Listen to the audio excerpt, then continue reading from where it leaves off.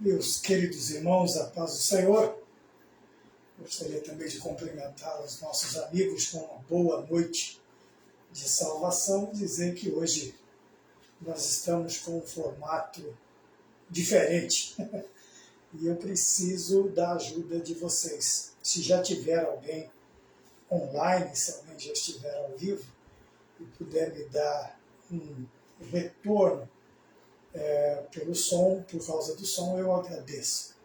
Bem, se alguém estiver aí ao vivo, já nos mande um ok ou está sem som, alguma coisa nesse sentido. Hoje eu estou sozinho, há um evento na nossa igreja voltado para as mulheres e a minha esposa está lá. Então hoje estou praticamente, vamos dizer aqui, não só porque estamos com Deus e com vocês, mas me dê um retorno, alguma coisa nesse sentido. Deixa eu ver aqui como é que está. Se tem aqui alguma... tudo normal, aparentemente tudo normal. E nós vamos dar início à nossa conversa nesta noite. Eu, como disse, Deus responde. Eu coloquei que a live ela seria voltada exclusivamente para as respostas que Deus ele nos dá, que Ele prepara para nós. E dentro deste tema, Deus responde, que eu vou basear no livro de Gênesis, no capítulo 22, versículos 7 e 8, eu quero colocar mais algumas perguntas. Todos nós, logicamente, sabemos que Deus responde. É por isso que a nossa fé ela é fortalecida. Nós vivemos e vivenciamos esta fé e nós também, como podemos dizer, nós temos a certeza desta caminhada porque o Senhor tem nos respondido. A maioria das vezes, quando nós perguntamos para Deus, quando nós inquirimos, quando nós questionamos, o Senhor Deus ele está pronto a nos responder. Mas eu gostaria de colocar fazer também algumas perguntas dentro deste tema, que está no capítulo 22,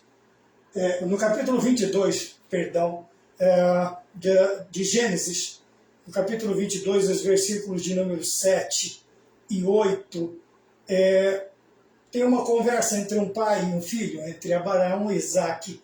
E então falou Isaque a Abraão, seu pai, versículo 7, e disse, meu pai, e ele disse, eis-me aqui, meu filho. E disse Isaque, eis aqui o fogo e a lenha, mas onde está o cordeiro para o holocausto? E disse Abraão, Deus proverá para si o cordeiro para o holocausto, meu filho. Assim caminharam ambos juntos. Então, por que eu coloquei o tema Deus responde a Isaque? Porque Abraão não tinha como responder naquele momento.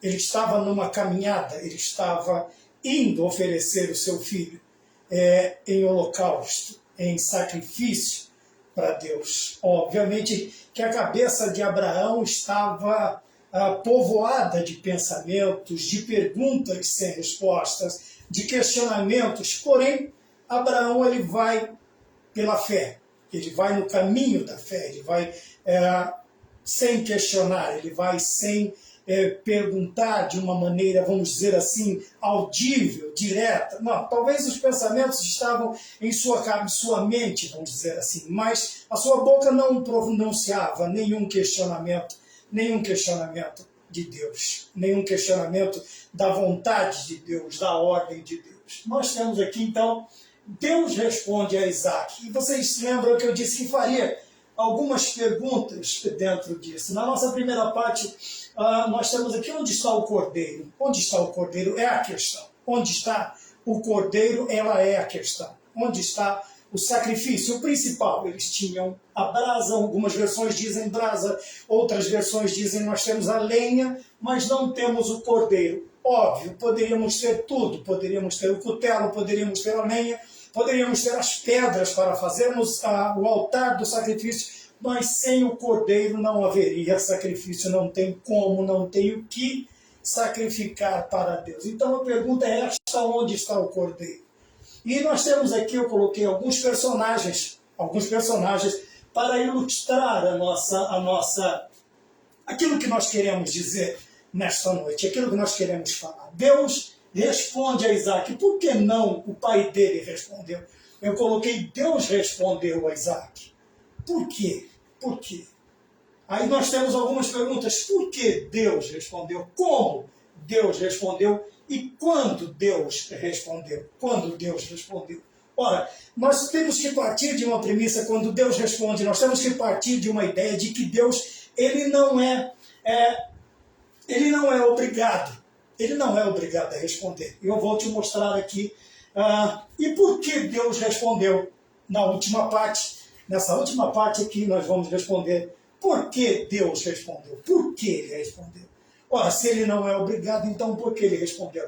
Nós temos aqui no capítulo Abraão, que no versículo próximo, no versículo 13, Abraão, a Bíblia diz assim, está escrito mais ou menos desta maneira: então levantou Abraão os olhos, se olhou, e eis um cordeiro detrás dele, travado pelos seus chifres no mato. E foi Abraão e tomou o carneiro e ofereceu no holocausto em lugar de seu filho. Vejamos bem, a coisa interessante é que ele oferece um carneiro, ele oferece um cordeiro, ele oferece um sacrifício, porém a resposta de Isaac ainda não está respondida. A pergunta, o questionamento de Isaac ainda não foi respondido. Veja que imediatamente ao ato de sacrifício Deus proveu um cordeiro, mas não é ainda a resposta de Isaac. Quando nós vamos também para o livro de Êxodo, no capítulo de número 40 de Êxodo, os versículos 29, 40 do Êxodo, os versículos de número 29, deixa eu ver se hoje eu acerto.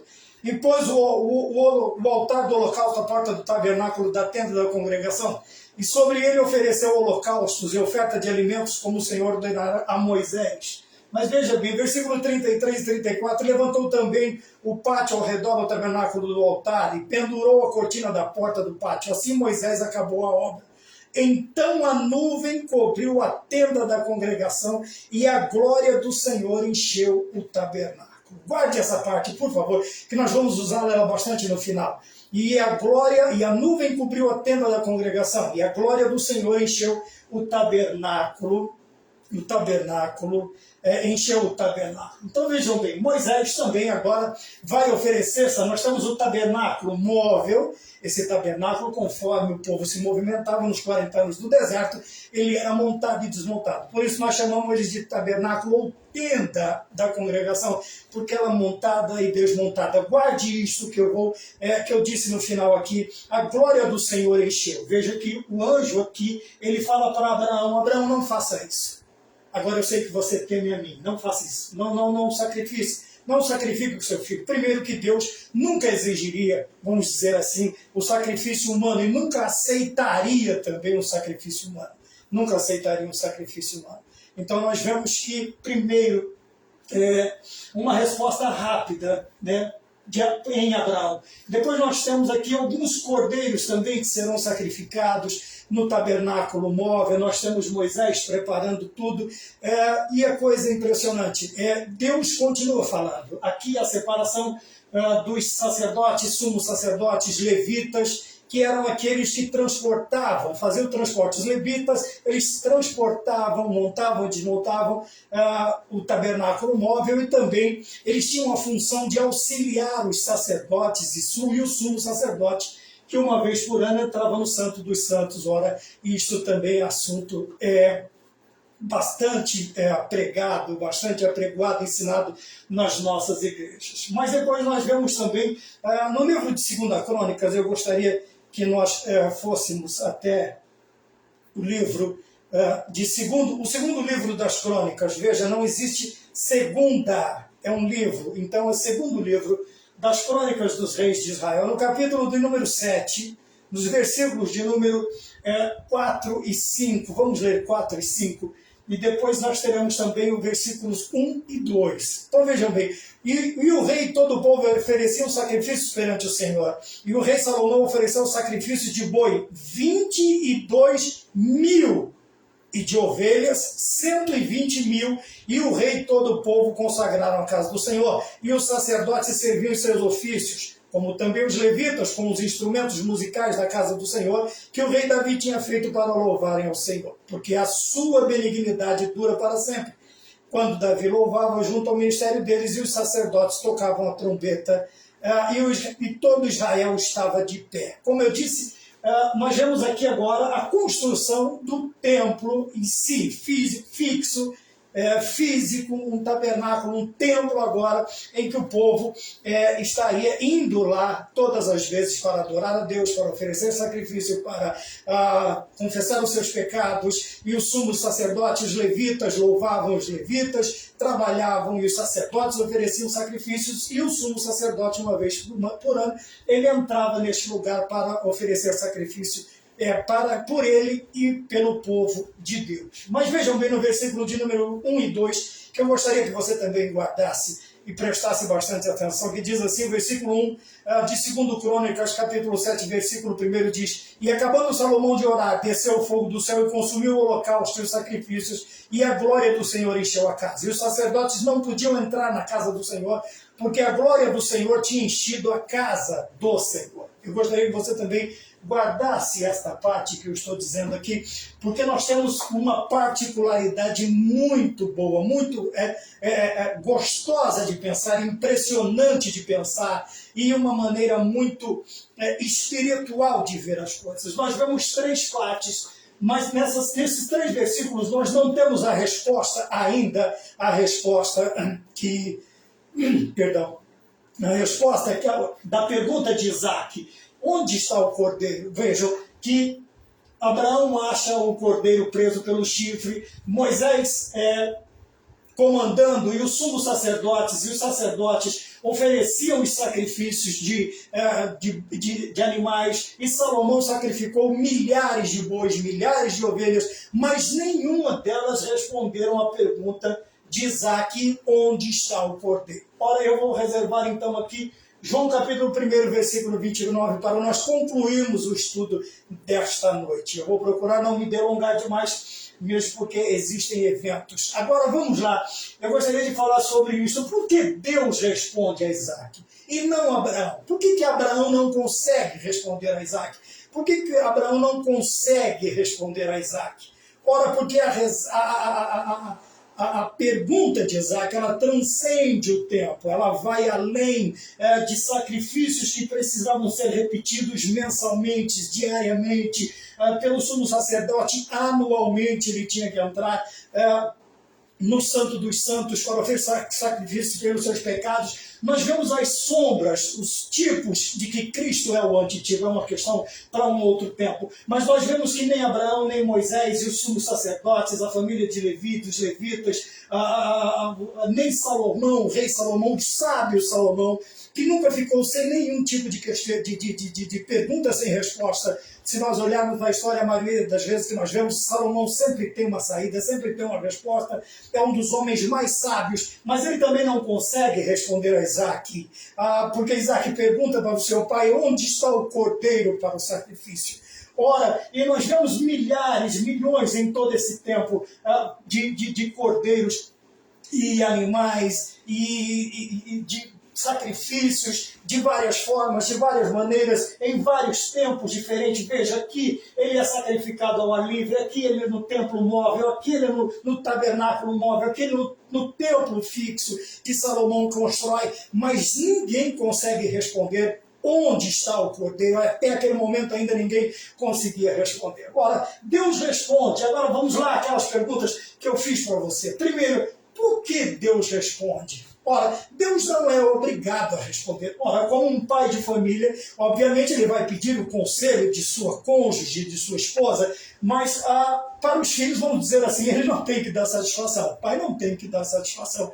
a nenhum dos filhos. A questão, quando nós olhamos para o oleiro, quando Jeremias está falando, quando Deus manda Jeremias ir até a casa do oleiro, e ele diz assim, eu também não posso fazer isso com vocês, Israel. Ou o barro vai perguntar ao oleiro, por que você me fez assim? Então vejam bem, por que Deus responde? Ora, a primeira coisa que nós precisamos entender é que Deus não precisa dar satisfações daquilo que Ele vai fazer, nem na sua vida, nem na minha vida, e nem dos acontecimentos terrenos, acontecimentos, sejam eles acontecimentos naturais, sobrenaturais. Deus não precisa dar satisfações a nenhum de nós daquilo que Ele vai fazer. Quando o mesmo Jeremias vai perguntar para Deus, vai questionar Deus a respeito de certas coisas, vejam bem, Deus, Ele não dá nenhuma resposta para Jeremias. Ele simplesmente olha para Jeremias e diz assim, olha, Jeremias, veja bem, se você está agoniado nesse tempo, imagina quando vier, e ele começa a explicar a Jeremias a situação, mas não dar uma resposta daquilo que ele queria. Ele pergunta por que o ímpio floresce e prospera e o justo ele padece.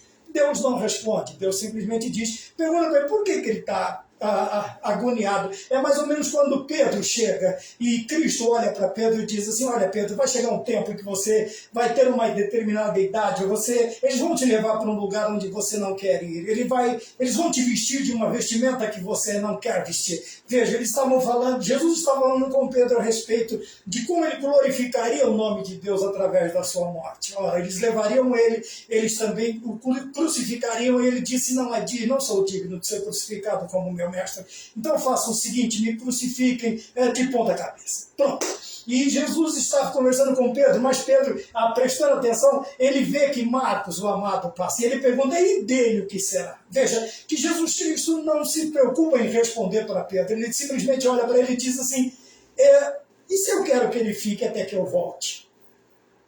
O que você tem, vamos dizer assim, o que você tem a ver com isso? Cuida da sua vida, eu cuido dos demais. Só preste atenção no que eu estou te falando. E a coisa impressionante é que Jesus Cristo só simplesmente olha para ele e diz, vem e segue-me, só isso, vamos embora.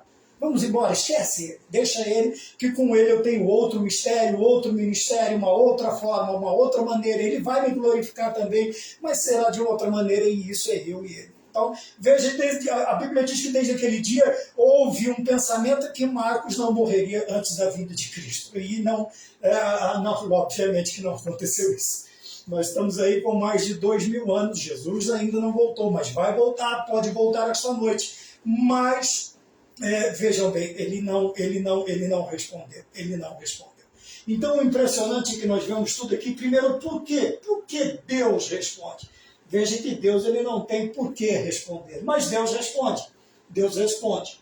Veja bem como Deus respondeu. Veja que nós muitas vezes procuramos ouvir a voz de Deus e algumas vezes nós ouvimos da forma errada. Veja, primeiro nós ouvimos aquilo que queremos ouvir, que gostaríamos de ouvir, que como fosse feito para nós gostamos disso. Mas existem algumas formas peculiares, particulares, que de Deus fala conosco. A primeira coisa, Deus fala conosco, isso é primordial, é vital. Deus fala pela Bíblia. Deus fala conosco através da Bíblia. Deus pode falar de várias formas, mas a principal forma de Deus falar com o homem é através da Bíblia Sagrada. Não tem outra maneira de Deus falar com o homem, assim, vamos dizer, mais assertivamente, com mais credibilidade, do que através da Bíblia. Existem pessoas que correm atrás de homens, de mulheres, de jovens, de crianças, disso, daquilo, de sombras, de imagens, de manchas que aparecem em paredes. Mas Deus fala conosco principalmente através da Bíblia. Obviamente que algumas formas que eu citei estão completamente erradas. Então, quando queremos ouvir Deus falar conosco, nós vamos para a Bíblia. Deus vai falar conosco de uma maneira ou de outra. Deus pode usar, logicamente pode usar pessoas. Ora, uma certa feita ele falou com Balaão através de uma jumenta, outra hora ele fala através de pessoas, ele usa profetas, ele usa o dom da profecia, ele fala conosco. Mas veja bem, a principal forma é a Bíblia. É a Bíblia, nós não podemos nos esquecer disso. Ele pode falar conosco através de sonhos, ele falou com Daniel através de sonhos. Mas veja bem, para não tomarmos muito tempo, eu quero ficar nessa resposta. Bíblia. Quer ouvir Deus falar, quero prestar atenção, quer saber o que Deus quer falar com você, leia a Bíblia. Vá para a Bíblia com oração, com jejum, com joelhos dobrados, com lágrimas dos olhos, Deus vai falar com você. Quando Deus responde? Depois nós vamos aqui para a finalização. Quando Deus responde? Quando Ele quer. Veja, como eu disse aqui no princípio, Ele não precisa dar satisfação. Mas quando responde, Ele responde quando Ele quer. Quando às vezes parece que é o fim para nós. Quando nós, obviamente, nós como seres humanos, nós nos desesperamos, nós nos entristecemos, nós corremos, nós queremos, nós precisamos ouvir. Mas Deus, Ele não vai deixar que nenhum de nós pereça sem a resposta daquilo que nós estamos perguntando. Então, quando Ele responde, quando Ele quer. E a maioria das vezes, quando nós pensamos que já é o fim, nós pensamos que é o fim, mas Deus não. Deus não. Então, vejam bem. Então, por que Deus responde? Por que Deus teve que responder a Isaac? Por que Deus teve que responder a Isaac? Vejam bem que coisa interessante. A primeira coisa é, onde está o cordeiro?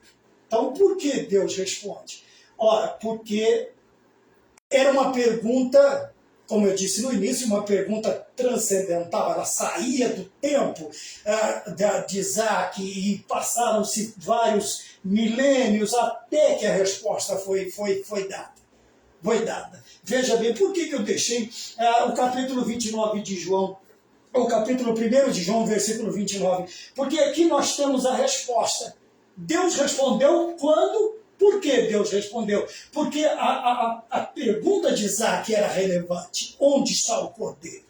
Cadê o cordeiro? Nós estamos sacrificando, mas Abraão talvez tenha entendido o cordeiro no momento. Mas olha que coisa interessante. A pergunta transcende, ela foge do tempo de Isaac. Ela passa por Abraão, passa por Moisés, passa por Salomão e passa por todo o período. Vem as destruições do templo, os reerguimentos do templo, até a sua destruição final no ano 70, quando o general Tito invade Israel e destrói completamente. E com isso também cumpre-se uma profecia de Jesus Cristo, que ele diz: não passa uma geração em que não ficará pedra sobre pedra. Pedra sobre pedra.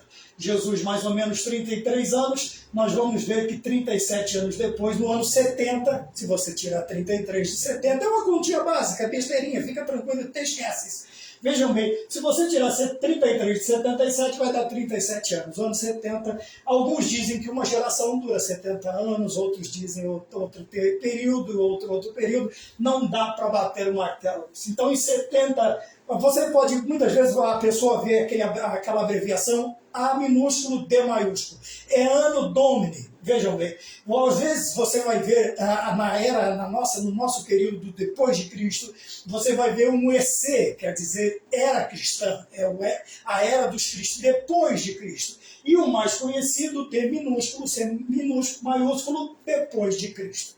Então aqui cessa o sacrifício dos judeus e agora eles vão adorar a Deus aonde? Nas sinagogas, eles vão adorar a Deus com sacrifícios de oração, períodos de oração, horários de oração. Eles vão, agora cessa, porque eles só sacrificam no templo.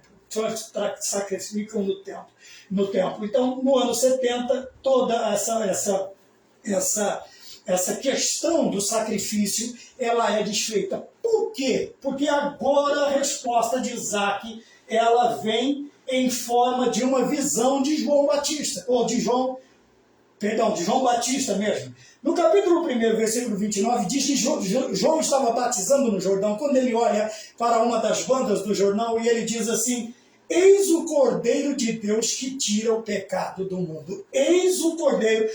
Isaac perguntou: pai, onde está o Cordeiro? Deus preparará para si um Cordeiro, meu filho. Está aqui o Cordeiro de Deus que tira o pecado do mundo. Jesus Cristo de Nazaré. Agora a resposta de João Batista. João Batista, o ato de João Batista batizar Jesus Cristo responde à pergunta de Isaac: Onde está o cordeiro? O cordeiro para si, meu filho, Deus proverá. E Deus nos enviou o seu filho, nascido de mulher, nascido no tempo certo, no tempo... veja que todas as respostas, Deus respondeu, como ele respondeu e quando ele respondeu. Veja que aqui ele responde. Quando? Alguns milhares de anos depois, ele responde a Isaac. Está aqui o Cordeiro de Deus.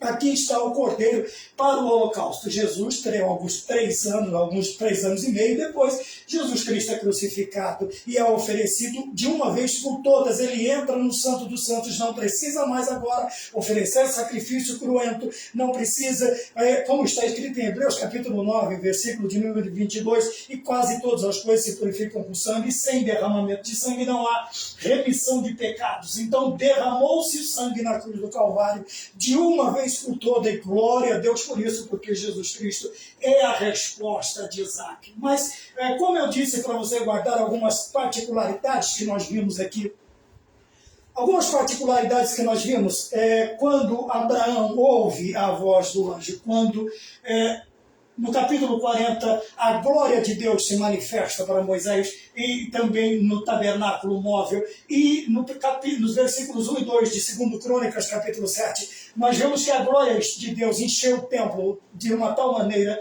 depois que ele oferece, Salomão oferece o sacrifício, depois que os sacerdotes e sumos sacerdotes oferecem milhares de sacrifícios, a glória de Deus se manifesta e eles são obrigados a deixarem a casa, eles são obrigados a saírem porque Deus ele se manifestou de uma tal maneira a sua glória. Eu não vou usar a palavra Shekinah, porque a palavra Shekinah ela aparece uma vez na Bíblia. Eu não vou usar esse termo mesmo, mas vamos usar a glória de Deus. A presença de Deus era tão grande nesses 3 eventos, nesses 3 momentos que nós temos aqui. E também na resposta nós temos a presença completa, Jesus Cristo dentro d'água para ser batizado, o Espírito Santo em forma corpórea de pomba, e Deus falando, Deus Pai, Deus Filho, Deus Espírito Santo, este é meu Filho amado em quem me comprazo. Deus Espírito Santo em forma corpórea, como uma pomba, ele paira sobre Cristo, e o Filho de Deus, o Deus Filho, está dentro das águas com João Batista, que agora também tenta se justificar. Ele diz, eu tenho que ir a ti, o Senhor vem a mim. E Jesus Cristo disse, calma, vamos cumprir agora toda a lei, e depois, outra hora, a gente fala sobre isso, João. Então nós vemos Deus respondendo. Por que Deus respondeu? Como Deus respondeu? Por que Deus respondeu? Porque a pergunta era pertinente. Isaac, ele tinha que ter essa resposta, e nós também. Como ele responde? Ele responde enviando o seu Filho amado. Quando? No tempo certo. No tempo certo. Jesus não veio antes, não veio depois, veio no tempo certo para manifestar a sua glória para o seu povo, para aqueles que o esperaram, para aqueles que não o esperaram, para aqueles que agora esperariam nele, para a igreja que nasceria, para a eclesia que nasceria, para aqueles que vão morar no céu que nascerão, para aqueles que ainda virão e serão chamados por ele. Mas o interessante, por que Deus responde? Coloquei aqui, por que Deus responde? Primeiro, porque estes homens obedeceram a Deus.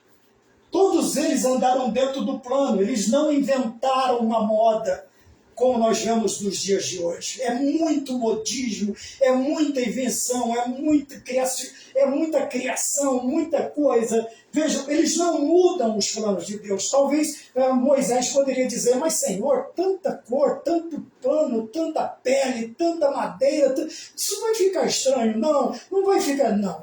Moisés simplesmente segue o plano, o planejamento. O que Deus planejou, Moisés fez. Abraão fez, Moisés fez, e depois este desenho é dado a Salomão, e Salomão faz. Esses homens não mudam os planos de Deus, não mudam aquilo que Deus predeterminou ou determinou para o seu povo no Antigo Testamento e para o seu povo do Novo Testamento.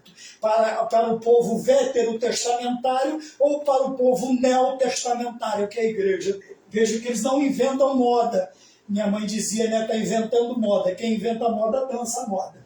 Eles não mudaram o plano. Depois eles não melhoraram. Hoje nós vemos muitos crentes tentando melhorar a forma de Deus trabalhar, melhorar a mensagem, melhorar a pregação, melhorar as músicas, melhorar... Ora, meu querido amigo, meu irmão, como é que você vai melhorar uma coisa que é perfeita? Deus criou desta maneira. Se Deus criou assim, mandou assim, enviou assim, é porque é a melhor forma, é a melhor maneira. Mas nós vemos hoje os homens inventando modas, mudando as formas, as fórmulas e melhorando. Alguns até tentam melhorar.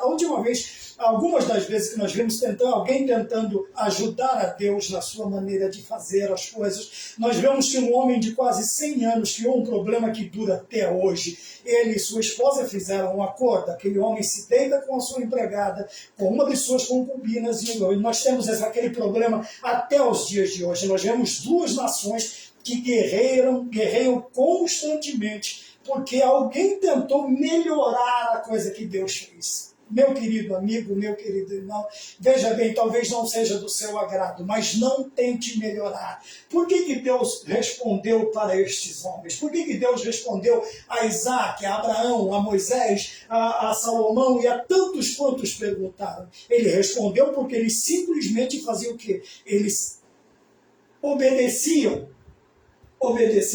Eles não inventaram. Eles não mudaram e nem tentaram melhorar as coisas de Deus, nem tentaram melhorar as coisas para Deus. Então vamos lá. Depois, a coisa que eu falei para vocês prestarem atenção é que quando você obedece o plano de Deus, veja bem, Deus está junto com você. Em todos esses momentos, nós vemos que Deus falou aqui com Abraão, Deus estava com Moisés, Deus esteve presente no templo de Salomão e Deus estava com João no batismo de Jesus Cristo. Então, vejam, a glória de Deus, a presença de Deus, a manifestação gloriosa do Senhor sempre vai estar com pessoas que obedecem o plano, que seguem o plano. Vejam bem, é para isso que ele já deu um testamento, 2 testamentos, o Antigo e o Novo. E o testamento ele só tem validade depois da morte do testificador, do testador, eu não sei, daquele que fez o testamento. Antes disso, o testamento não tem validade. Então, aqui nós temos o fechamento do cânon. Não precisa melhorar a Bíblia, não precisa mudar os planos, não precisa melhorar os planos de Deus. Tudo que Deus fez é bom. Desde o início, lá no Gênesis, nós vemos a criação. E nós vemos que o próprio Deus olhava para cada dia da criação e dizia, e viu que era bom. E viu isto, Deus, que isto era bom. E viu Deus que isto era bom. Então veja bem, não tente melhorar nada que Deus está fazendo. Por quê? Quando nós obedecemos, a glória de Deus se manifesta. Por que em muitos lugares nós não vemos mais, não sentimos mais, não temos mais a presença, a glória, a manifestação do poder de Deus? Porque os homens estão tentando melhorar, sabe? Aqueles cultos melhorados, a pregação melhorada, os louvores melhorados para agradar a homens, para agradar a mulheres, para agradar a jovens. Isso não existe. Mas esses homens não. E a resposta de Deus, ela veio de uma forma concreta. Este é o Cordeiro de Deus que tira o pecado do mundo.